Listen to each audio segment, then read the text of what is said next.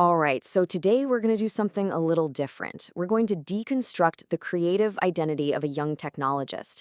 We'll be looking at someone who literally builds their world version by version, just like a piece of software. We're going to explore the skills, the philosophy, and the projects that are shaping a modern creator, right at that sweet spot where art and code meet. Just let that sink in for a second. No risk, no story. This right here, this is the core principle. It's just four simple words, but it's the engine driving everything we're about to see. It's not just some catchy motto. It's a full-on philosophy for how to create.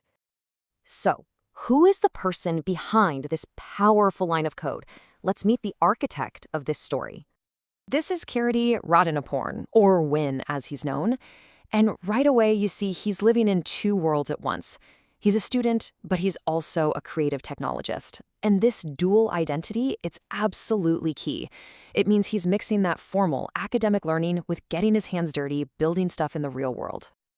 So to really get what he's all about, we gotta build a profile of the architect himself. What are the raw materials he's using? First up, let's look at what he's into. Okay, look at this list. The first thing that jumps out is just how wide-ranging this is. You've got super technical stuff, like front-end development, sitting right next to purely creative things like film and visual storytelling. This isn't a random grab bag of hobbies, right? This points to someone who's always trying to find that bridge between the hard logic of engineering and the feeling of art.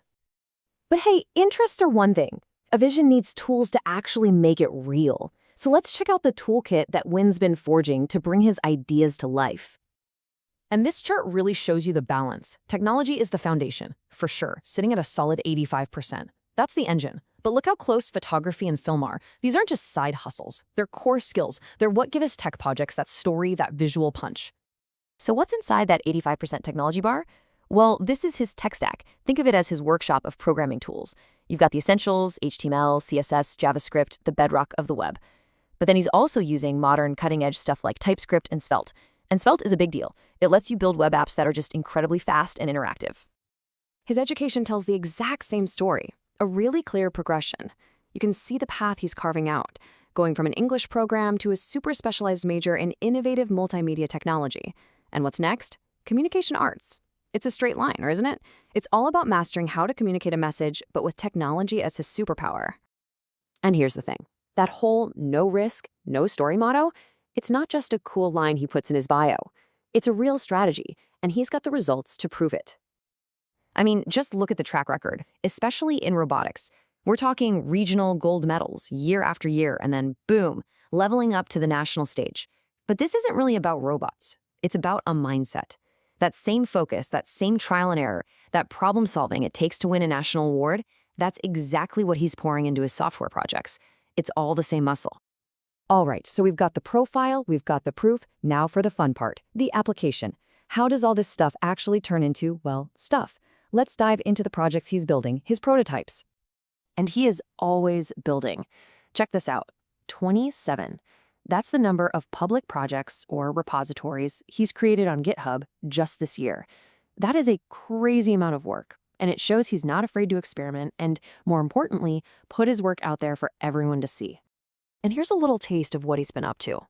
Yeah, he's building foundational tools for himself, like his own styling framework, but the stuff that's really cool are these creative experiments, like the macOS-themed portfolio. That's not just a website. That's him reverse engineering a world-class user experience, which shows this deep respect for design. Or The Elite, a game-like interface that totally messes with your idea of what a web page can be. This is it. This is where the art and code crash into each other. So after you see all this impressive work, you go to his GitHub bio, and what does it say? Random kid who's into technology, astronomy, and photography stuff. I love that. It's so humble, so understated. It just adds this really human, relatable layer to a seriously impressive profile. Okay, let's pull all these different threads together. What's the big picture? What's the vision here? How can we actually define this creative approach? This is it, right here. This is his creative identity. It's the practice of bridging engineering and art. And I mean, really think about that. It means code isn't just about making something work. It's like a composition, like writing music. And design isn't just about making things pretty. It's about telling a story. And his inspirations? They perfectly mirror this split. On the art side, you've got the complex, detailed storytelling of a filmmaker like Christopher Nolan. And on the logic side, you have the clean, functional, almost perfect beauty of Apple's ecosystem. He's taking the best from both of those worlds and smashing them together.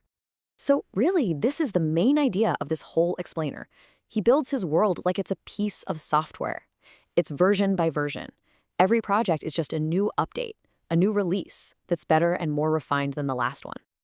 And that brings us to one last question, really. Wynn's story is such a great example of this idea of iterative growth.